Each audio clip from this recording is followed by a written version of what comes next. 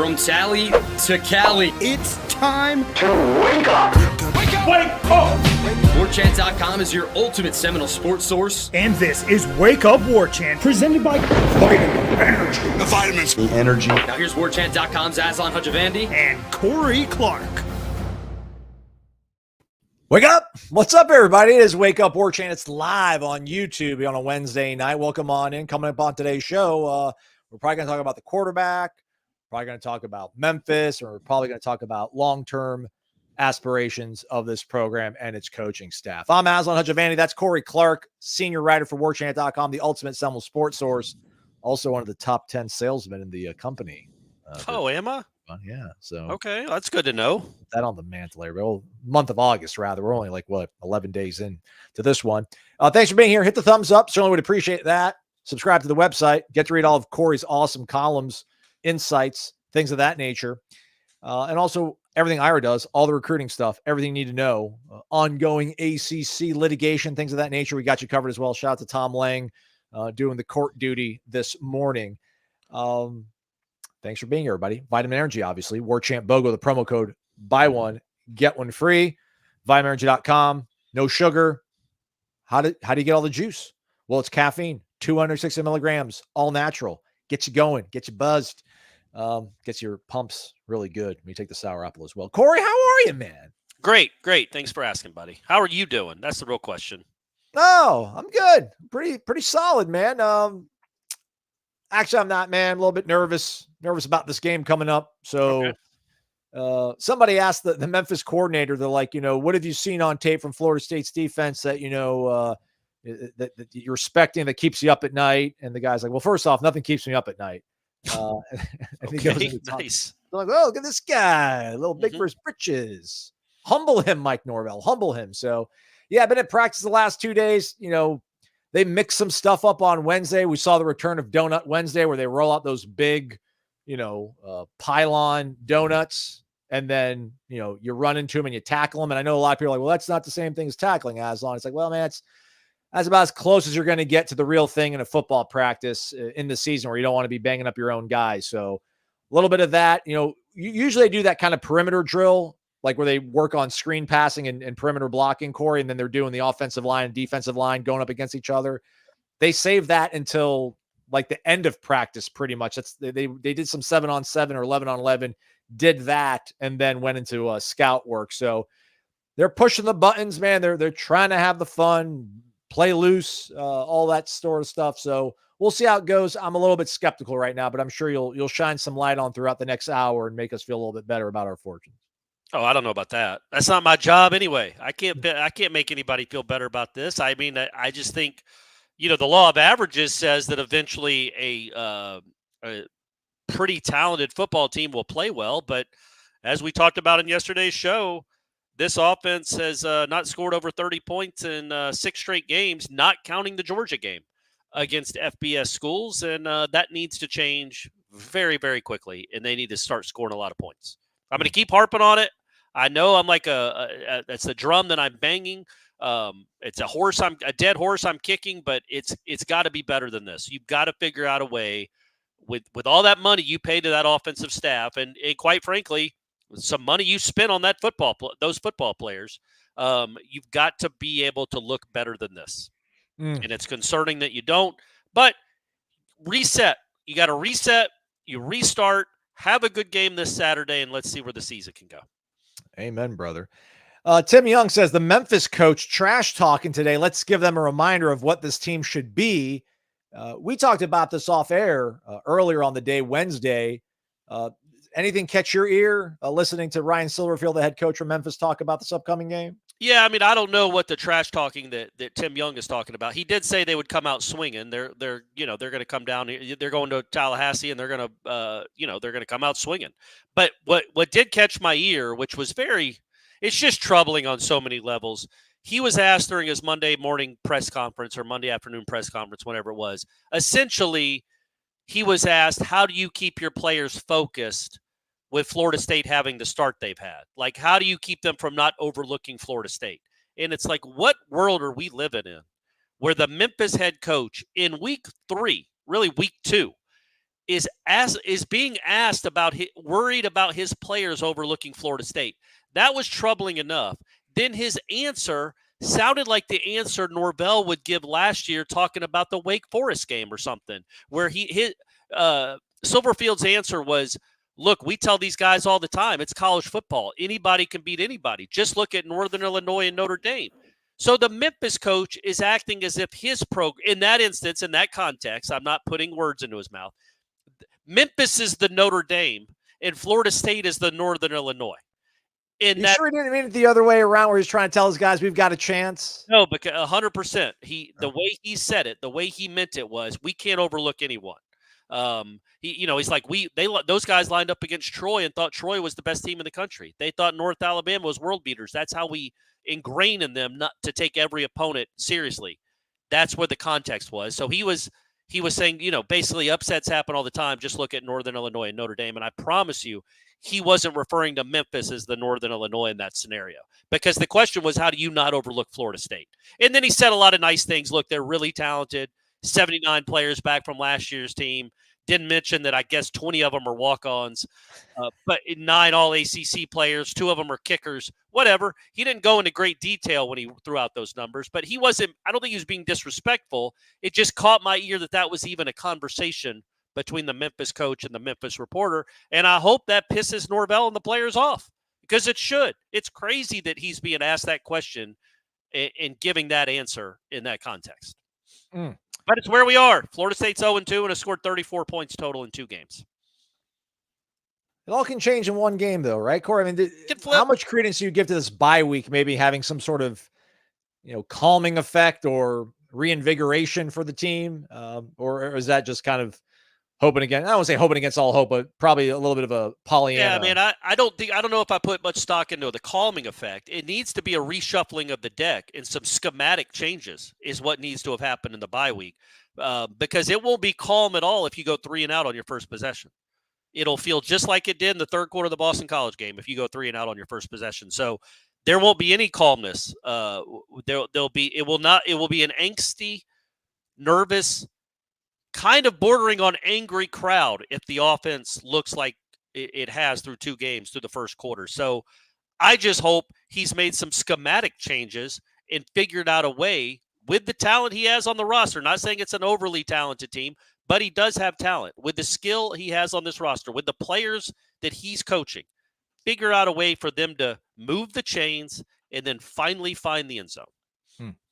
Shout out to our guy, Ralph, joining us from Hawaii, as he usually does. That's where he lives, everybody. He was in Dublin. I hope I gave him a shout out. I don't think I gave a shout out to our pillars like Shane and Michelle. Sorry about that. I love everybody that was out there. Yeah, they were there. James B. We saw them all. We saw a lot of them. Not all of them. I know, but I don't know if I gave them a shout out on the show. That's all that matters, right? Maybe get your name called in the. How about Ralph from Hawaii?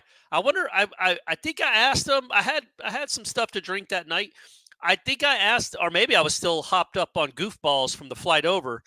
But when you're in Hawaii, do you fly over the United States or do you fly the other way to get to Europe? It's a good question.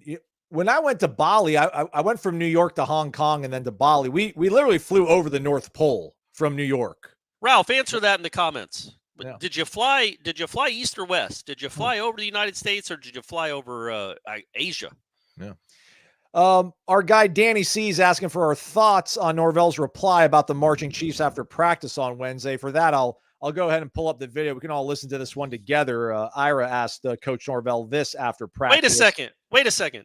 Ira asked the question? Yeah. What? Okay, Ira. That's the most surprising thing that's happened all season is Ira asking about the marching Chiefs. All right, let's go. Here we go. There's a lot of conversation about how much the marching Chiefs are playing, and I know you've obviously showed them a lot of appreciation during your time here. You want to talk about your guys' feelings? Yeah, no. So I know that was something that came about, I guess, last week, and to be honest with you, totally transparent. I had no clue, about that in the moment. I guess last year, Kalen DeLoach and Tatum Bethune, just asked for a small sequence of some music or whatever it was that it would lead into the Marching Chiefs playing. I want to hear them every second of every moment of the game. I mean, I think they're remarkable. It's what makes Florida State special. We've had there's been some meetings and, making sure that our coordinated approach of trying to create the best atmosphere that we possibly can. Obviously that's, I don't want there ever to be a situation where there's, anything that's, I think we've honored, tradition. We've honored, the people that make, this university, special. And we're going to continue to do that. But I also realized that, I think I was told it was every game last year too, and I'd never heard about it last year because we didn't lose any games at home last year. So we definitely are going to make sure we work to get that part right. And but I absolutely you'll want to make sure that the Marching Chiefs are a strong presence in everything that we're doing throughout the course of the game. So play on.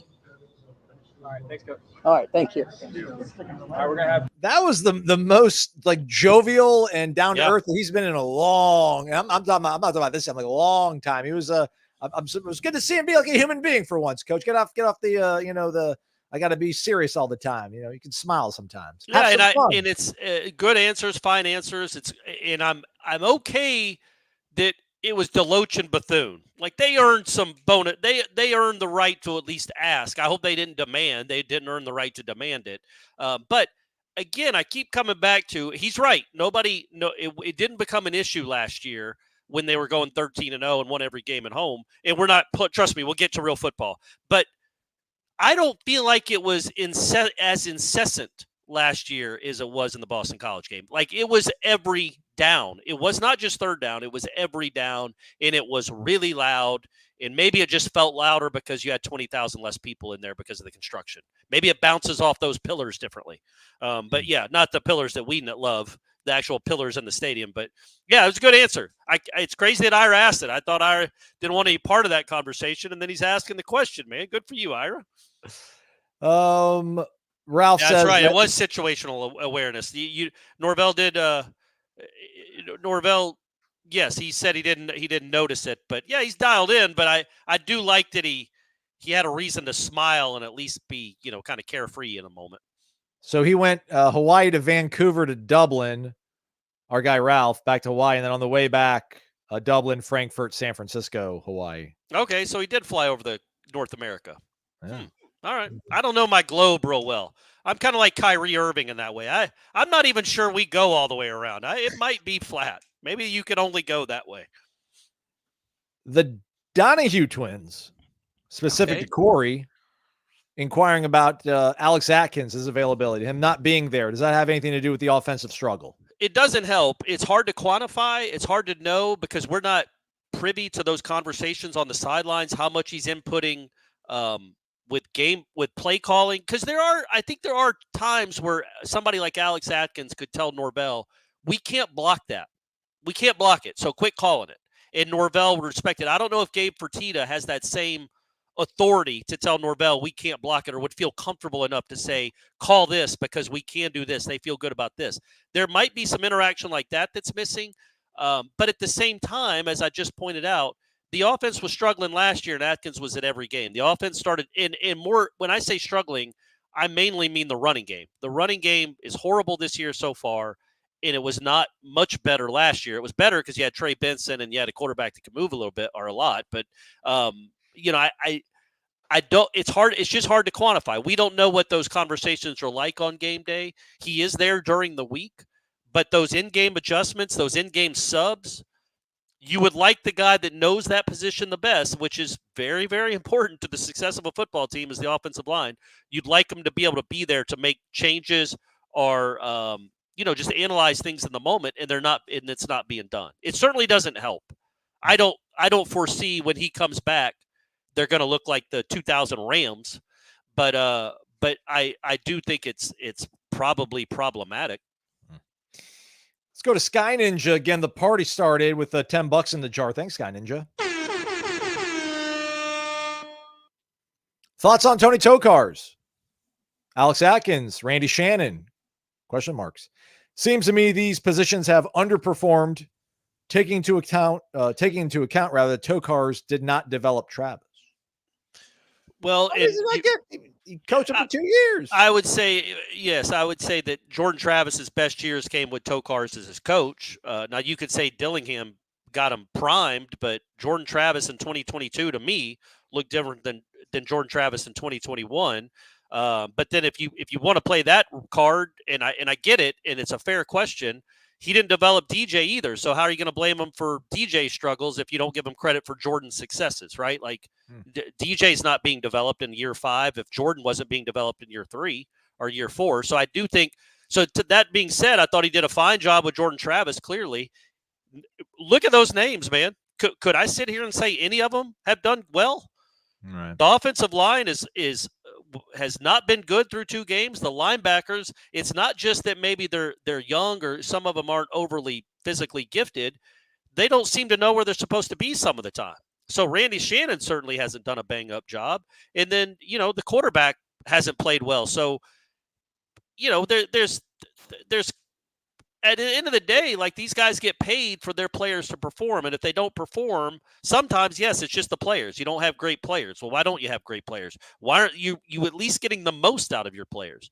And I certainly don't think you could say that any of those 3 guys so far in 2024 could be accused of getting the most out of their position groups. Their position groups have absolutely underperformed. Florida State's pass blocking is graded out at 63.8, 57.2 on the run blocking. And again, 60 is kind of you kind of spell your name right and you make 60 on PFF.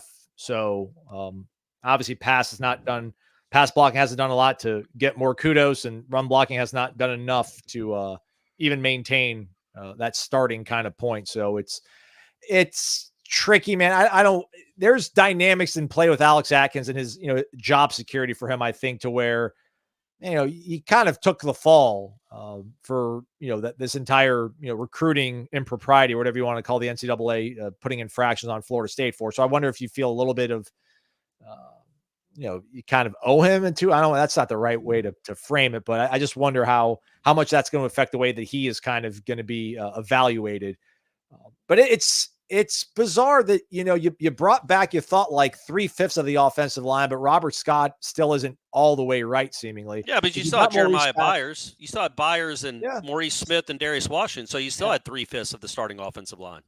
And you went and you felt like you upgraded over Casey Roddick when you got Richie Leonard in, and then you were hoping that KJ Jones is going to, Keandre Jones is going to have a, the fact he's just so big and he's played so much football that, he's older than everybody's going to be going up against. He'll be able to kind of hold his own and win the point of attack. And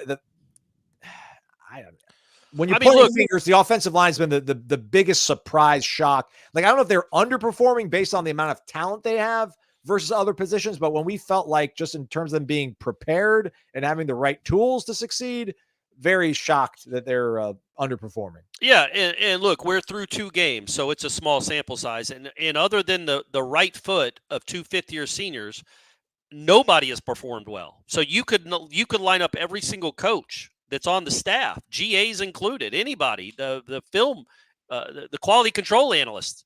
None of them have performed well, but it's through 2 games. So again, if it looks like this all year, absolutely light the torches. That's not a great thing to say. Something else. I was thinking of like we don't want to, I don't even want to go down that route. Yes, but I didn't want to say that. So but yes, so get mad. I completely understand that. You have a right to be mad. Through 2 games, nobody's done well. Nobody. Shout out to Brad King pumping some vitamin energy in this evening hours. That's dedication, man. Yeah, that man, absolutely. Dedication. I think this is Pete the Greek. I'm going to go ahead and stereotype that last name, Peter. We're both from the old country, so, we can talk to each other that way. It's fine. Dorvatakis? That wins. Yeah, I'm going to come close to that. I'm master in the Polynesian pronunciations on the program. You're our Mediterranean expert. Yes, that's right. What needs to change? I mean, all of it. All of it. Get off the field if you're the defense. And more than anything, we were talking about this with Jeff a little while ago for the Warchant report that'll be dropping tomorrow or Friday at some point. When is that, Ira? When is that, Aslan? When do we drop that thing? Typically on Thursdays. All right, so tomorrow, or today if you're listening to the podcast. But it's not just the losses that have been concerning, and those are all that really matters, the W's and the L's. But man, you look like the least physical team. You got pushed around. It's the way it's looked. It's not like you've been unlucky. I don't think you've been unlucky at all. You were lucky to be in the game at the end against Georgia Tech, in my opinion. And Boston College controlled the game from start to finish. You have been the less physical, less athletic-looking team through 2 games. You just don't play with any. There's nothing there. There's nothing redeeming about the physicality that they play with. And it's, again, they haven't been unlucky, but it's also 2 games. And a lot of that can come from just, they feed off each other, man. When the offense starts struggling, the defense maybe gets tight. When the defense struggles, the offense gets tight. It's all symbiotic, but man, play fast and play physical. And they have been the least physical in both of their first 2 games. So that's concerning. Not unlucky. They haven't been unlucky. They haven't gone toe-to-toe with these teams, in my opinion. They've been kind of pushed around both games. And that needs to change because that's kind of what he wants the cornerstone of his program to be, is physicality. Not just 13-0 every year, but like when you go to play Florida State, you're supposed to be in a war, man. You're supposed to feel it at the end of the game. I haven't felt like that for either one of those teams so far through 2 games. They don't look like they've been, really, really tested and pushed around. And, it's easy for me to say up in a press box, but man, I just want to see them play physical and fast, man. When you think about the 3, so they've scored 3 touchdowns this season, I think you've said, Corey? Yep, 2 games. 3 So it was the first drive against Georgia Tech, Yep. and then their last drive against Georgia Tech, and then whatever the play the second drive of the second half against Boston College, maybe? So it was the opening drive of your season, which you probably scripted and went through however many times. Yeah. The last drive against Georgia Tech, in which you had to convert, I think, 1 third and long, and then 2 fourth down conversions. 2 fourth and longs, yeah. Yeah, 1 third down and then 2 fourth downs, yeah. And then a drive where, Boston College might have got a little lax. They might have started being like, looking at the scoreboard, like, we're kind of comfortably up in this one. So I'm expecting the offense to take the onus to fix this and get this thing right. And I think they need to take more of a page out of the Georgia Tech kind of playbook they had, which, listen, none of the tape they really put on there makes it feel all that warm and fuzzy. But I just feel like, to your point, Corey, like, to play physical, go back into some more of this 2 tight sets, force the issue in trying to run the football. And then your passing game is going to be limited, but take those downfield shots. Like, let Memphis have to invest bodies, bringing them down closer to the line of scrimmage to stop the run, to make the math work for them. And then take your shots there. Hope you get a PI. Hope you get a big catch. Hope you get a Kentron making guys miss them. I don't know if there's a huge litany of things they need to get to this offseason. We'll see what we're feeling like after, 12 games, Corey. But right now it feels like if they can just get the run game going, I think that's enough of a spark to get the offense to push the ball enough down the field and keep the defense off the field long enough that they could scrap and find a way to win on Saturday. Yeah, I mean, I think this game will be very telling of what Mike Norvell thinks the identity of this offense should be. Because you're right, they could go to 2 tights. They could be more of a run first. They certainly don't need to be throwing it 41 times in a game, and the running back's only getting 2 carries and a half. Then again, they don't trust the offensive line right now. That's a problem. But figure out what you are and try to get good at it. And it's easy for me to say, right? That's a no-duh comment. But like you said, I thought the Georgia Tech game, what we thought DJ was brought in for was, okay, they think they're going to have a good running game, and then you can take some shots off the running game. Well, man, every throw he threw against Georgia Tech was at the line of scrimmage. So what was that? The reason you brought him in was because of the big right arm, and then he was making throws that literally anybody, AJ Duffy could have made, like just at the line of scrimmage, just throwing screens. Like anybody can do that. So I would like them to figure out, okay, are we going to be a run first team, or are we going to be a spread them out and make them play the pass to run after that?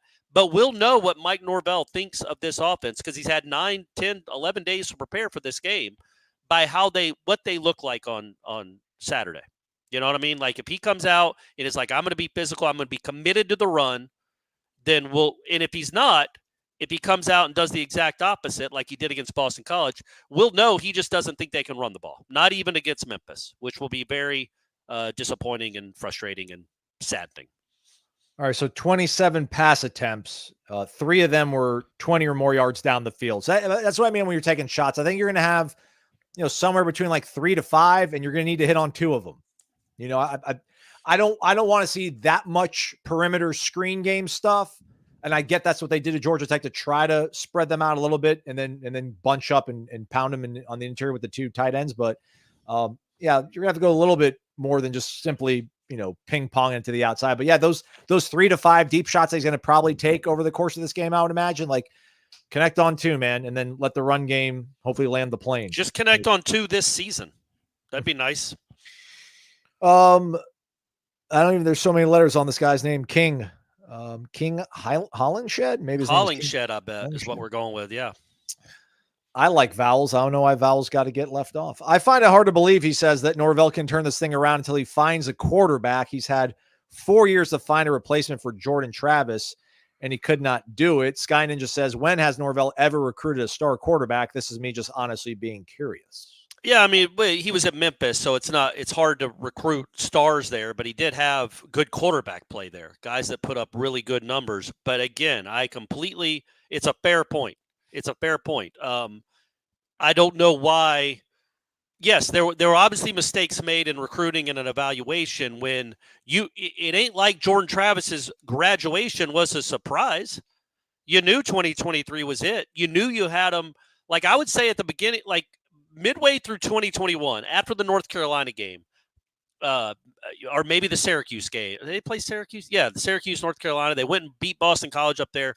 Like somewhere in 2021, you had to realize, okay, Jordan's my quarterback for a while. So we've got to develop somebody to bring in to replace Jordan Travis in a couple of years. We've got a couple of years, but let's bring in someone. And clearly they missed on guys. AJ Duffy wasn't it.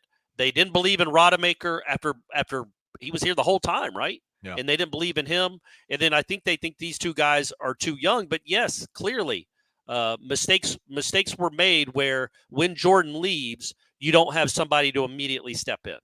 How about it's this? I also think that might be easier said than done these days. Like if Kentucky's quarterback is supposed to be the backup at Georgia waiting his turn. He's not there anymore. He's at Kentucky and was horrible, by the way, against South Carolina. But you look around, that's why the USC kid is so different because he stayed there. Yeah, he stayed there. Moss. Sorry, my fault. And there's another guy that had a nice win that stayed at the school and was a backup. But that's just not normal anymore. You're going to have a lot of turnover at that position. So it's not like the 80s and 90s where they always played redshirt junior quarterbacks.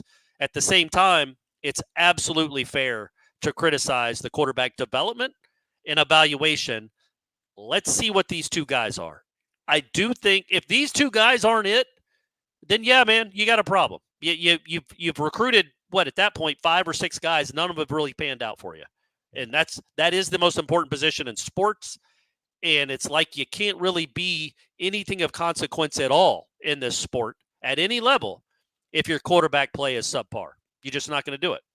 So King also followed with, do you believe the fan base would be okay with 5 and 7 if Norvell had a quarterback like Lagway waiting in the wings? Which, first off, let's chill out. It was Samford. Yeah. Let's see how he looks against Texas A&M before we think, oh no, they've got a quarterback. We don't. We're screwed. It would be nice if he did throw for 450 though. And he also looked pretty good against Miami when he came in when that game was over. But yes, this will be his first real test, right, against A&M. That said, why you need a QB like Lagway? Just go get Lagway. What world? It's 2024, baby, and his coach is about to be fired. Just go get Lagway if he ends up being a really good quarterback this year. Because if he's a really good quarterback, maybe they don't fire Napier. I don't know how that would work. Yeah. But I think if it comes down, if Lagway looks like the real deal, like a legitimate NFL draft pick, like high draft pick, they are going to spend their money to keep him, and then they will, even if they fire Napier, they're going to do whatever it takes to keep him. Yeah. I thought Luke had maybe his best day that I can really recall since he's been here, and it hasn't been a very long time, obviously. But in one-on-ones, man, he had a run there where he connected with Darion, Brian Courtney, Danzy. I mean, he went 4 for 4. All right. And his last one was an absolute, just gorgeous dime, 30 air yards down the field to Luane McCoy. And part of me was thinking, I'm like, when you're a 5-star, and I think Luke at one point was a 5-star, maybe he lost the 5th star, but he was on the cusp. And I start thinking about all these other, true freshmen, Dylan Raiola, and you see what, Lagway maybe can be. You're like, why not us? And then you start thinking about through the course of a season, Corey, like, what could he show you? What can Luke Kromenhoek show you in practice? Where, listen, they get into certain parts of the practice, like DJ gets 4 reps, Brock will get 4 reps, and then Luke will get 1 or 2 reps, like in this sort of situation that they'll run in practice. So and I get it, like you've got to get the guy ready that you're going to start and play in a football game, but you wonder like how much better can this guy get? These guys almost need to come to you ready-made when they're a 5-star to be this sort of instant impact that would make you feel good about being 5-7, because you do have a 5-star quarterback on your roster. But if they're 5-7, I don't think anybody's feeling particularly well because they have like a Kromenhoek. They're going to need to see him perform at a level that's what you would expect a 5-star to be. But to see him have a good day in the middle of September makes you think, okay, let's see how he looks in October. And if you're sideways by November, maybe he's the guy that comes in there and you feel really good about your future. I will say this, and it's a small sample size. It's just like 3 or 4 players. But Kromenhoek, to me, has been by far the most impressive true freshman QB we've gotten to see in Norvell's tenure. Like, and I'm talking about us watching him in practice. He there's some stuff to him, man. I do think he has a chance to be really good. You won't know until you get into games, and it's going to be fascinating. So let's go with King's hypothesis there. They go 5-7. Let's say it's 5-7 with DJ or 6-6 with DJ.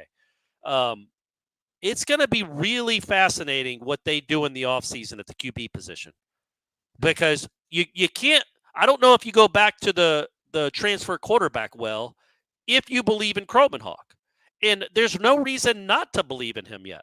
Right? There's really no reason not to believe him either one of those backups.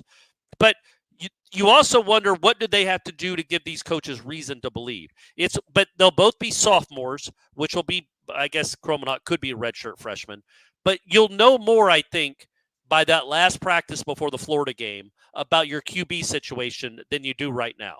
Because I don't know that it's dire at all. One or both of these guys might be really good. They're young, and they're in a program that needed to win, that really felt it needed to win this year, and it needed a veteran presence at that position. Clearly, that hasn't played out so far through 2 games. I understand why they did it, but they're young. That does not mean they are whiffs but just because they're not playing out does not mean they're whiffs. And what if Kromenhoek is awesome? Kromenhoek could be, Brock Glenn could be awesome. We're going to have to see it in a game for the fan base to care. But it's actually more important, a lot more important. It's not actually, if Norvell and Atkins, especially Norvell, if he believes in one of those 2 guys. I believe in Corner Pocket Bar and Grill being the best place to hang out before the game, during the game, after the game. Come out Friday, 5:00, meet and greet with Corey Clark and Jeff Cameron. Maybe I'll show up. Vitamin Energy is going to be on hand. Bottle service popping off at the CP. Happy hour weekdays from 4 to 7 o'clock, and then all day Sunday. Oh, I think they updated it because it used to say, I thought, like 7 to close or like 11 to close. Okay. All right. You gave away too much booze. Yeah. Sorry about that, Bill. Trivia on Tuesdays, Thursday night, obviously bingo. Dollar bills, y'all win some. Corey, how much are you looking forward to being at the Corner Pocket on Friday to say hi to the people, shake hands? Not a lot of eye contact, though. Or maybe just you're dapping people up these days still, right? No handshake? Oh, I'll dap up. I'll handshake. I'll hug. I'll pose for pictures. I'm always looking forward to that, buddy. It's always the highlight of my week. That sounded sarcastic. I didn't mean it to. It really is. Come out, say hello, and get some free vitamin energy at Corner Pocket. It's the best of both worlds, combining our 2 great loves. But yeah, man, it's always a fun time, really fun time. It's good people, man.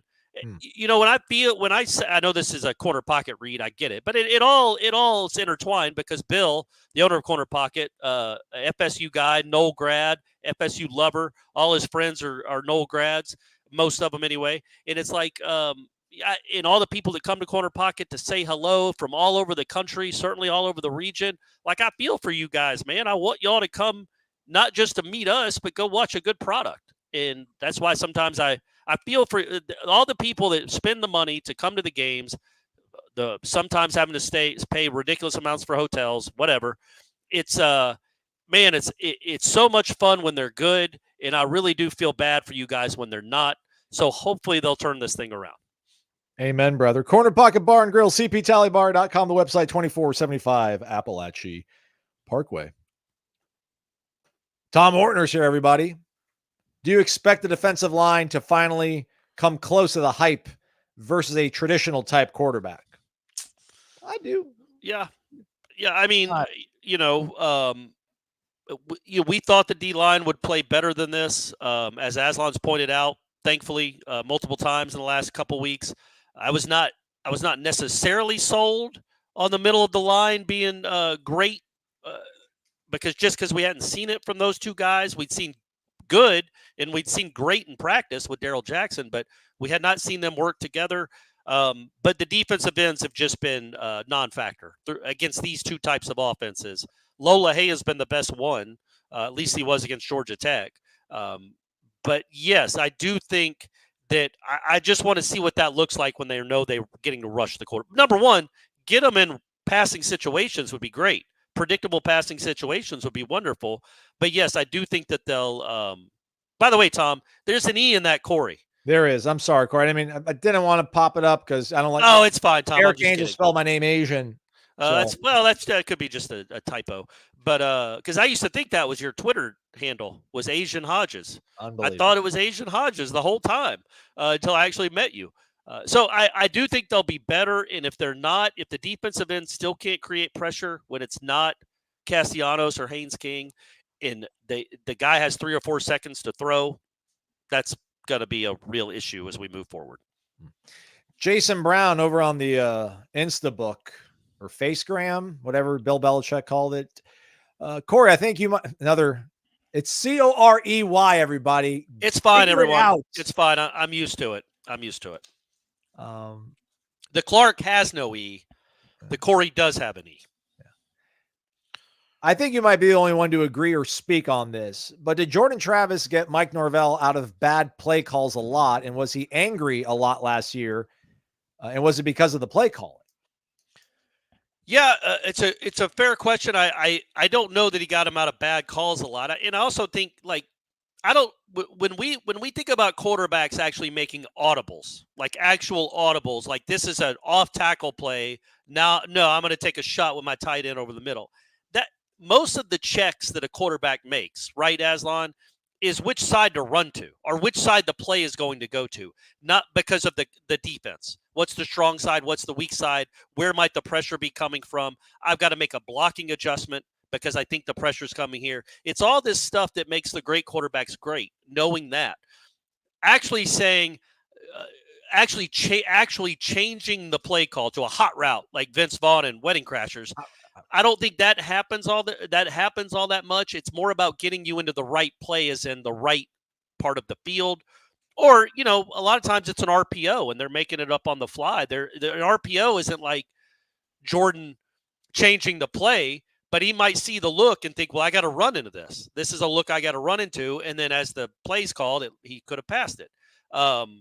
Either way, he was angry a lot last year. He was, and I feel like, was it the NC State game of 22 where Jordan just seemed really upset a lot of the game. We never really got an answer on that. It might have just been because he wasn't playing well. The receivers weren't where they're supposed to be, but he was very upset. And there were definitely times last year where he was visibly mad. Now, I don't know if he's mad at players or if he's mad at his coach for a play call or somebody just not doing the right thing. But yes, he was definitely mad.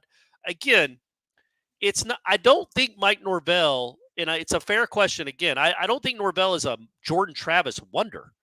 He accomplished he got to Florida State without ever having any idea who Jordan Travis was. Like, he did a lot in his career at multiple schools offensively to get in a position to be the head coach at Florida State. So it's not like he's just Jordan Travis made his career. So I don't want to paint it like that, but by God, it has not looked good any other time somebody not named Jordan Travis has taken a snap for this program in the last 5 years. Speaking of painting, Big Dog Noles says, I agree with Corey about the game day experience. We need more marching Chiefs, but has anyone talked about the end zones not being painted solid garnet? The way it is makes the field look incomplete. I think they should go back to the way it was in the 80s and 90s where it was white. Yeah. And it had the little patch of green grass after the goal line where so many people would get confused thinking that you had to get into the actual paint for it to be a touchdown. It's like, no, the goal line's a yard in front of it. I love that. I love that white one. I'll be honest with you. Appreciate the question. I don't remember what all garnet end zones looked like. Have they had those before? Yeah. They have. I remember the logo and I hear the music. I don't see it in my periphery. I just hear the music. Corey would not make a good quarterback. He's not seeing it right. He's not seeing it. That's right. Exactly right. I'm not anticipating at all. I can't envision. Was it all garnet and it would just have the letters in white? Yeah. With gold outlines over the letters. Yeah. All right. It. You're right. What is it now? Just grass? Yeah. Yeah. Just like Notre Dame? Just a couple slashes going in the end zone? What? I can't picture it at all. I didn't see a lot of, and you can forgive me because I didn't see a lot of Florida State players standing in it last time I was in that stadium, so I didn't see the end zone a lot. Rude. Here, I'll pull this up real quick. I think this is relatively kind of recently here. Oh, yeah, okay. Yeah, I see it. All right. Yeah, so that's not what it looked like against No, now it's like the garnet's just green. It's grass. Yeah. But are the letters garnet? Maybe. I think they are with like white outline, possibly. Go find one of those Trayshawn Ward touchdowns and let me know. Garrett PCL, would a blowout victory by the Noles make you believe we can climb back? Well, I should have read this before I popped it up. I don't know what's top team mean. Listen, I'm very reactionary. They like a 9-win season. Man, if they beat Memphis 34-10, then you think that everything you thought this preseason's back on the table almost. Like, all right, well, because to beat Memphis is a good team. Yeah. So if you're going to beat them by 3-4 scores, well, then things click that you were expecting this preseason to happen. And then now that it's happened, you're like, all right, well, let's keep rolling. We've got a winnable game against Cal. SMU did not look very great against BYU the other night, I believe. But like, I would not think I would think playoff would still be a very slim chance. I in no way, shape, or form think you're competing for a national title. Yeah, I want to do the Jim Mora with you right there when you're talking about playoffs. I think it would help know what the ceiling of this team is. It'd be nice to know that there was a ceiling higher than this. Like if you beat Memphis by a lot of points, I mean, it's a 6.5 point spread. If they go and, like Aslan said, beat them by 24, 28 points, yeah, that's okay. The ceiling has been raised because right now there is no ceiling. You know, you're in a what are those? You're in a crawl space. The ceiling is not the roof. No, the ceiling is the first floor because you're in a crawl space underneath your house. And so because right now we have no idea what this team is, how good it can be. We know how bad it can be. We've seen that. No idea how good it can be. So a game like that would absolutely start making you believe, okay, now you know college football fluctuates from week to week. You can look great one week and horrible the next week. That's how sports and life are. But it would be nice to know that a ceiling could be that high because right now the ceiling is not high at all. I would be stunned if they went out and beat Memphis by 3 or 4 touchdowns. Tom's back. If you guys were the coach, would you start DJ? Yes. Yes. But I would. If I wasn't starting DJ, it would be because Brock Glenn's going to run it about 14 or 18 times. And I do want to say this again. He is not Castellanos. He is not Denard Robinson. Was that kid's name at Michigan that would run for 180 yards? Correct. He's not that kind of athlete. But he, as Jeff termed him, he's a plus runner. He can run. He can make plays with his legs. And I just feel like if he plays, other than DJ just starts, still throwing it into the stands and making bad decisions. If DJ just plays a competent game, Brock Glenn probably won't play. But when he does play, if he plays, his legs better be on display.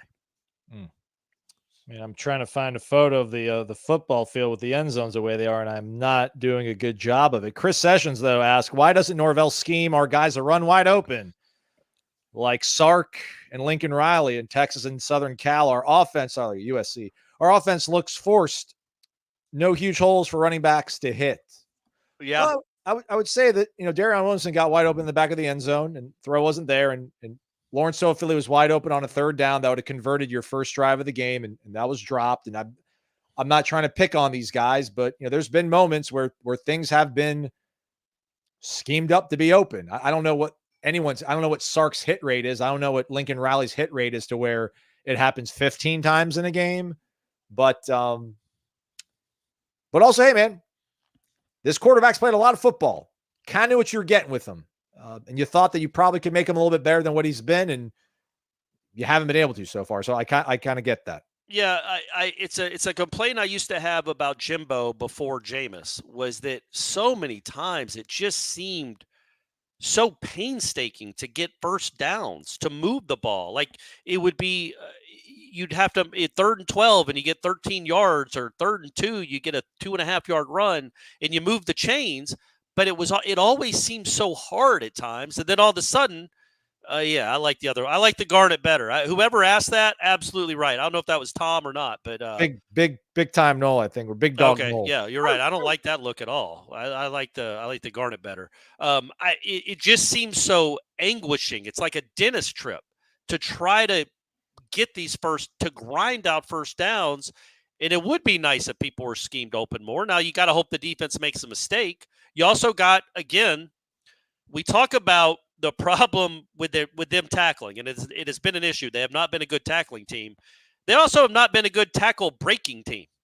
Like, make people miss, run people over. Cam Davis pushes piles, but I like my skill guys to make some guys miss and make plays too. But yes, feed Kentron. Yeah, Kentron man. did. Kentron had a couple of them. That's right. But Lincoln Riley's a great offensive mind. He's a great offensive mind. I don't think Norvell might be a better head coach. He's not a better offensive coach than Lincoln Riley. But yeah, man, I would like to see a lot of easier stuff happen. I think, but we don't see the all 22. There might be guys that are open and the quarterback's not seeing it. Also, Texas and USC, as far as I can tell, can run the ball. Mm-hmm. And Florida State cannot. And that if you can run the ball, it opens up like the 49ers the other day against the Jets. Yeah. When you can run the ball, everything is on the table, man. Everything is on the table when you can run.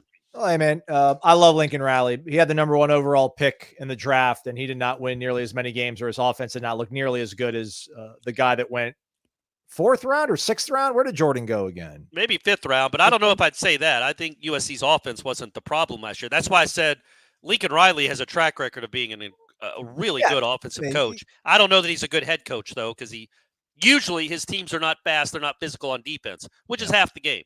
And that was an issue clearly last year with the number 1 overall pick. Well, in Southern Cal's run, I've always called them Southern Cal, and they don't like being called that. And I do like USC. Who cares? So Southern Cal. They're Southern Cal. It's fine. There was a running back from Mississippi State, Woody Marks, that Florida State wanted, and he went to USC instead. So they're kind of reaping the rewards of that. But I don't know, maybe Woody Marks would not be able to run as well as he's been running in Los Angeles if he was in Tallahassee right now. So I would guess not. Yeah. I think that's a fair guess. Behem says Aslan on the defensive line is a bigger problem. Noted. No, he says he's asking you. Oh, is the defensive line a bigger problem? No. They haven't been doing great either. But I don't know. Well, I keep grinding tape on our opponents so I know what to talk about. Why don't you do some self-scouting? I know. I need to look at it and figure out what's going on.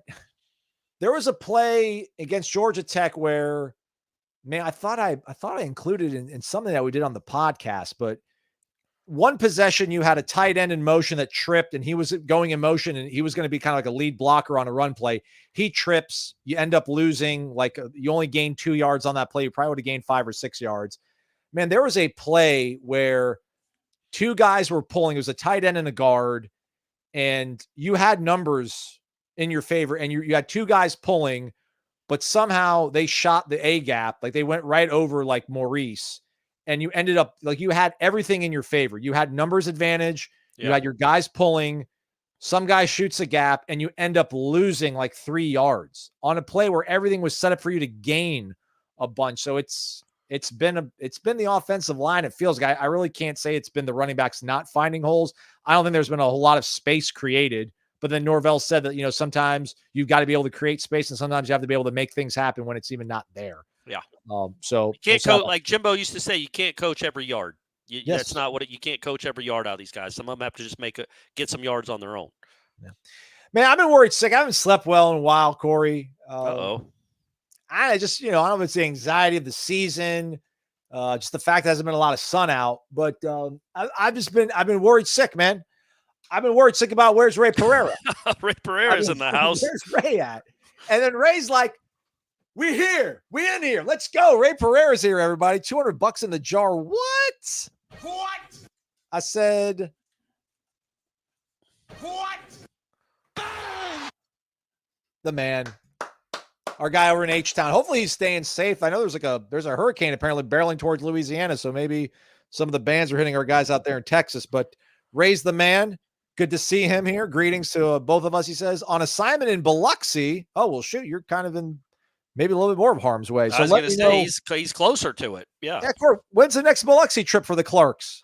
Probably the next time a hurricane's bearing down on Tallahassee. We're just going to drive west to Biloxi to avoid it. Right now, they're driving east out of New Orleans, maybe to go to Biloxi to get out of the way of it.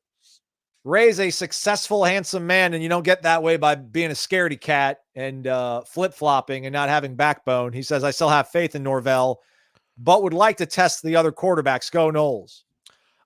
Ray, you're the best. Thank you so much, man. Sincerely. I hope you enjoy Biloxi. Go play Pygao. It's awesome.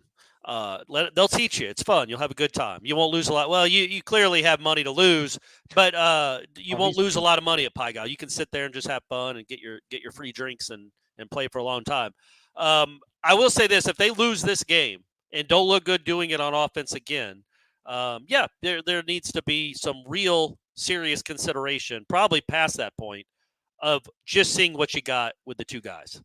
Just seeing what Brock's the number 2 guy. I think. I don't know if that's on the depth chart or not. I don't know if it says Glenn or Cromanhawk, but I think we all know Brock Glenn's probably the primary backup right now. But you use this the rest of this season. If it goes sideways, you can use the rest of this season as an audition. They can both play. But there would be no point if you're like 1-5 or 1-5 through 6 games or whatever to keep running DJU out there, because he won't be here next year. And you need to know what you have on your roster. Probably a little too early right now, only 3rd game. But by the middle of the season, if it still looks like this and you're still struggling, maybe by the end of this game, honestly, you need to think long and hard about, not because it necessarily gives you the best chance to win this year, just so you know what you have going into next year. I don't want to be conspiracy theory Aslan, cynical Aslan, but if you got a conspiracy theory for me, I always love that stuff. Really, it's a very cynical take. If they were playing Tulsa, do you think that would change your outlook of who they start a quarterback? I say that because, listen, if you beat Memphis, it's going to be great. Like, you feel like you got some positive stuff going, and maybe you can build that into momentum.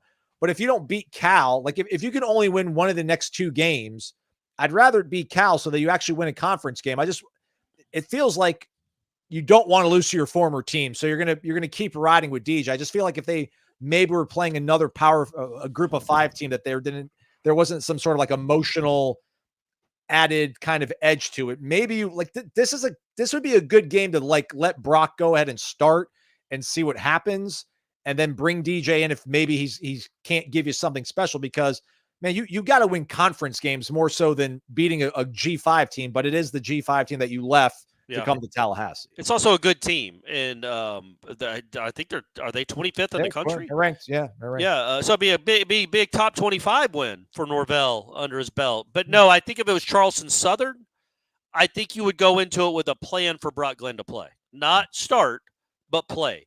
But with Memphis, I mean, if you lose by 15 points to Boston College, you can absolutely lose to Memphis badly if you don't play well.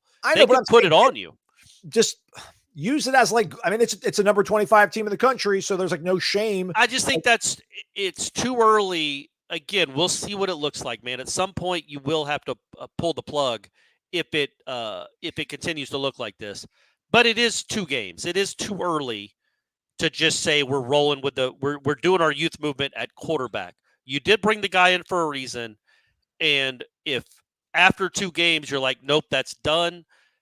I don't know that that's I don't know that that's how he wants to run the program. That said, if TJ struggles again and starts getting booed again, which actually absolutely will happen, I'm not condoning it. Try not to do it, but I get it. I don't know how many students are watching this show anyway. You should be. Learn something. Not just about sports, but about life. Life from 2 grizzled veterans. It has been 2 games, but you can't say that DJ failed you in Dublin. Maybe didn't play as good as you were hoping, but he didn't fail you in Dublin. You can make the argument that he failed you against Boston College on Monday night because you put together a game plan that was going to give him easy, quick throws. And listen, he was betrayed at certain points in the game, but overall, I mean, he missed a lot of throws that were there. He had time on these throws, and it's weird though. Like even though he had the pick in the second half because of the 4th down decision, where he obviously had to throw it. You can't take a sack there on 4th down. I thought he did play better in the second half. I did think he kind of found a bit of a rhythm. He had the Portier drive, and then he also had a couple of drives that went past midfield. Listen to how I'm talking, as if I'm covering a high school that's lost 27 games in a row, but they got something to believe in.